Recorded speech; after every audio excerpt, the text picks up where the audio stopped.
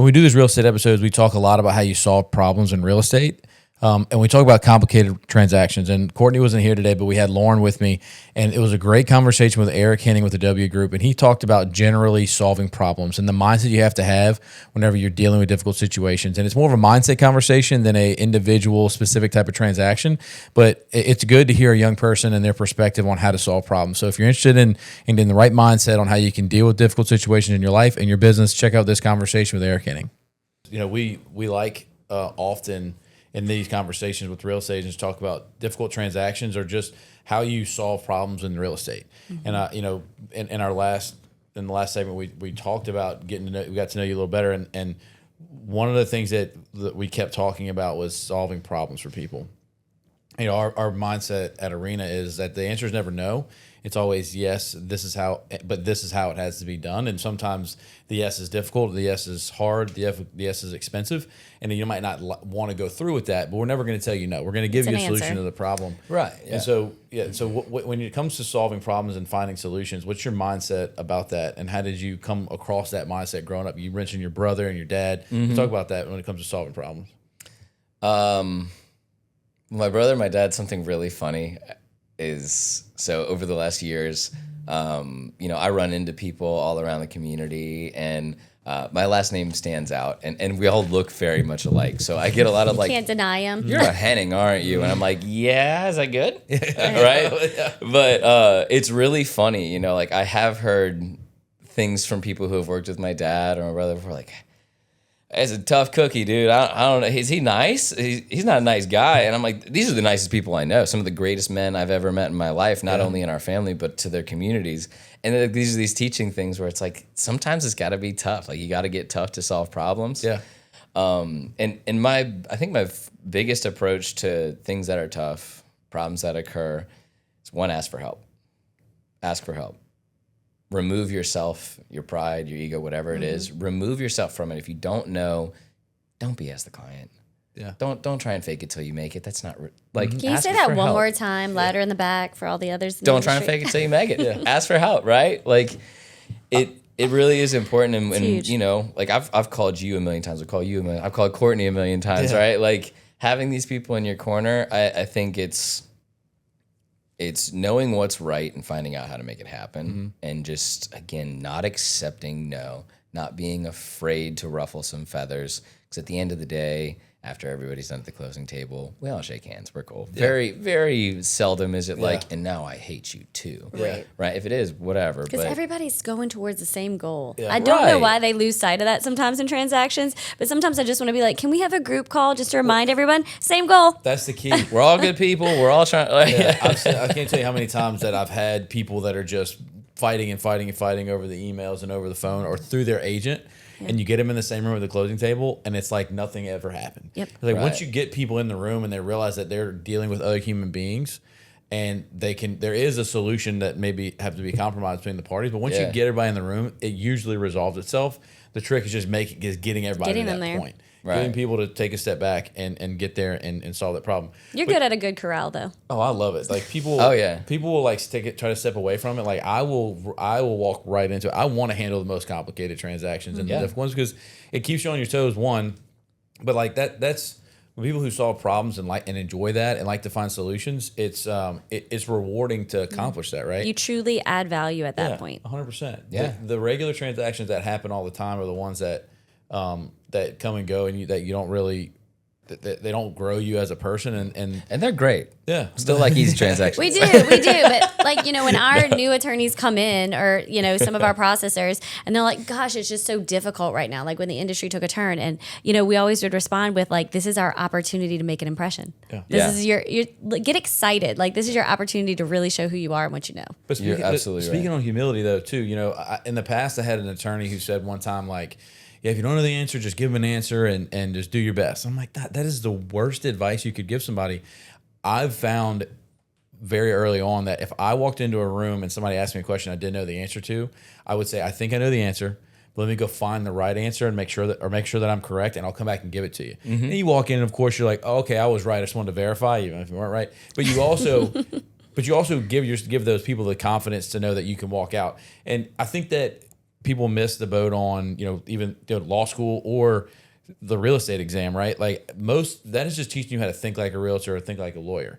It's not there for you to know all the answers when you walk out of that test. You got to go through life and have the experiences, but you take the tools they've given you, and if you pay attention to where the answers are at, the real magic happens whenever you have the confidence to say, I don't know the answer, but I know how to find the answer. Or I think you know the answer, but I'm going to go verify to make sure I'm right. And come back and deliver the right answer efficiently and quickly, but give them the confidence that you're humble enough to say, I don't know the answer 100%. I'm going to go find it and give it to you, and then give them the right answer. It goes a lot farther than faking it till you make it. Absolutely. Amen. Well, and a big thing too is you need to be in a lot of transactions, right? Like I've been a realtor for 10 years.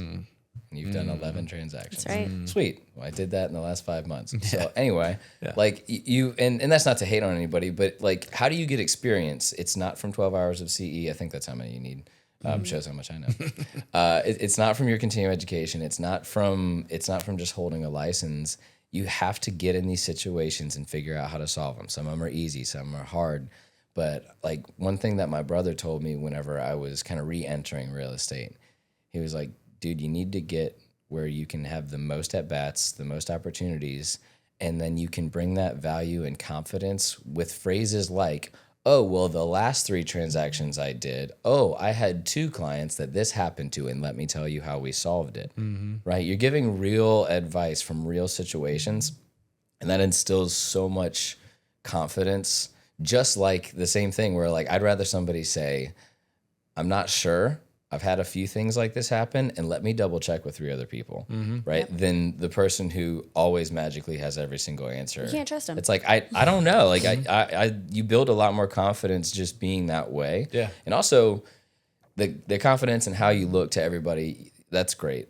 But, like, actually, are you growing and are you getting better? That's how you do it, right? Yeah. And that's just for yourself. Like, this can be a lonely business, right? And so you need to constantly be growing and getting that intrinsic value to yourself and feeling good, right? So, like, to understand, like, it sounds like the 3 ways that you are able to really add that value of solving problems is that you got the experience, which there's an agent that I know really good friends with.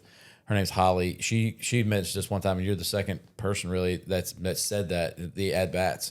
Like, she said when she first got started, there wasn't a deal that she would pass up. The smallest lease or the multi-million-dollar transactions, like, I want to say yes to everybody, because one, you build relationships, and secondly, you get the experience, right? Yeah. And you get that by also being on a team, because they provide you with the leads that you can work from the team perspective, and you can get the leads that you just generate organically yourself, and you get both of those things. And having the team there to really add value and have that camaraderie where you can spend time talking with people, and then the third thing is just having the network of people that you can rely on and call. Like, those 3 things really allow you to solve problems. And we've talked about it earlier, you get bond for deed situations. Like, most agents have no idea what a bond for deed is still. Right. Like, I have to explain to them the difference, right? And but we love when they call and ask. Yeah. It's the ones that try to write it themselves, and then we have problems throughout the entire transaction. Just call. Yeah. Just call. Get help. Well, I mean, and look, first time you did a bond for deed, we talked on the phone, we figured it out, and now you understand the difference between a bond for deed and a credit sale. But it took the at-bat to get there,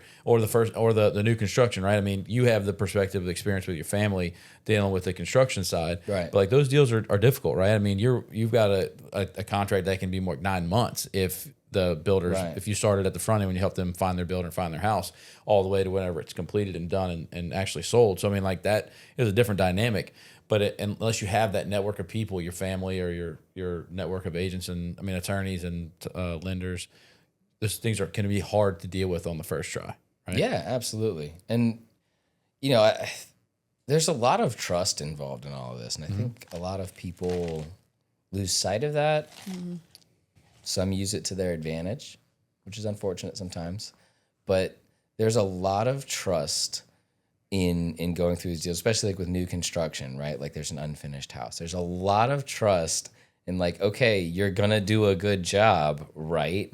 Like, and we're gonna write everything in, but also, you don't know what you don't know about certain things. And I learn every time I do a transaction, like, you need to get lists of materials and final finishing so that you hope you don't have to do that, right? But, like, there's a lot of trust involved that the other party is also acting in the best interest of everybody and doing the right thing.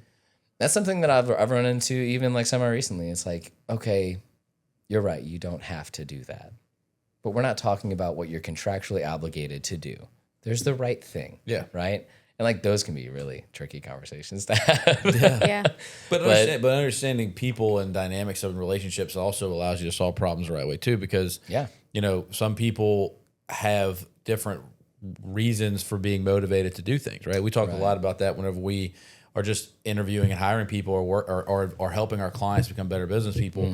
Like there's behavioral assessments and what you naturally driven and how you would react to a situation, but there's also motivating factors as to why you act, right? And our assessment we use is the DISC, the Abelson assessment, and he not only couples the DISC, but he not only has the DISC assessment and behavioral styles, but he also talks about people's motivators and why they're intrinsically have desire to do things. Yeah. And you can be motivated by rules and the fact that there is a rule. You can be motivated by your own individual feelings that you have. Right. You can be motivated by having like resources and tools and things to be able to accomplish stuff. And so everybody has different motivators, and to really be able to lead people that you're working with and that you're partners with or that work for you, you have to understand why they're motivated to actually act the way they act.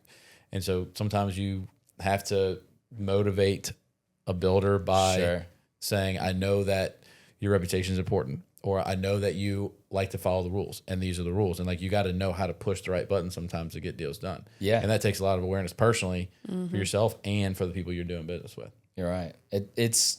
And I think that's a big thing too that can help somebody stand out in this industry, right? Like understanding the motivations of everybody involved, right? Like when you first meet a client, right? Like understanding, why do you want to buy a house? Because there's going to be a million things that come up that scare you.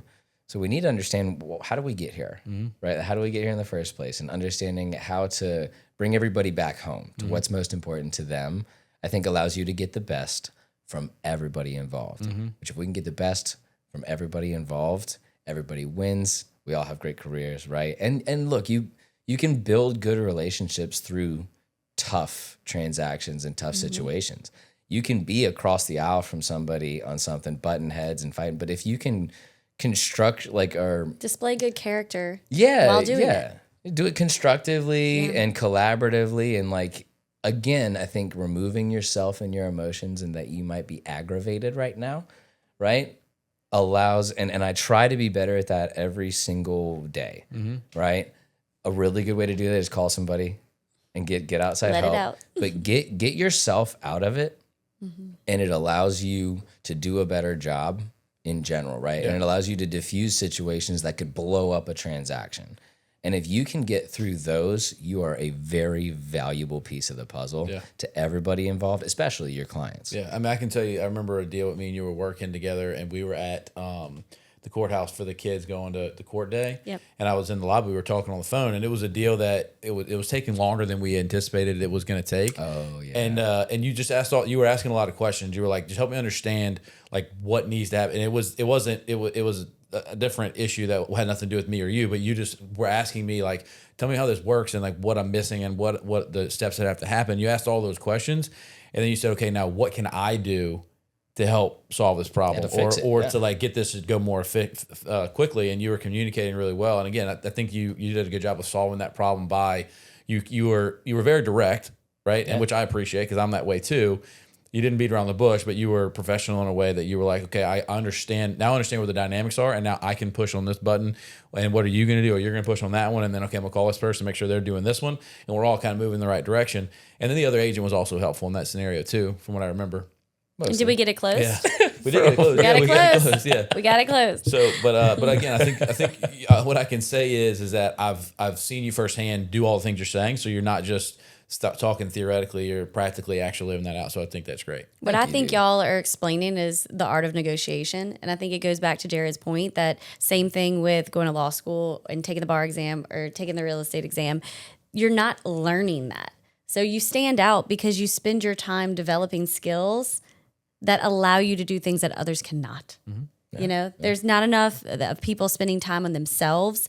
And once you spend that time on your own personal awareness, that's when you can start actually noticing things about other people. But you have to fully understand yourself first. Yeah. So that's props very to true. that. That's very, I appreciate it. Same to y'all. That's a good point too. Like like obviously law school, the bar exam, like I haven't done it, but it sounds really, really hard, right? But even then, Wasn't that bad. like I would imagine, like myself, I have a degree from LSU in professional sales and marketing. Yeah.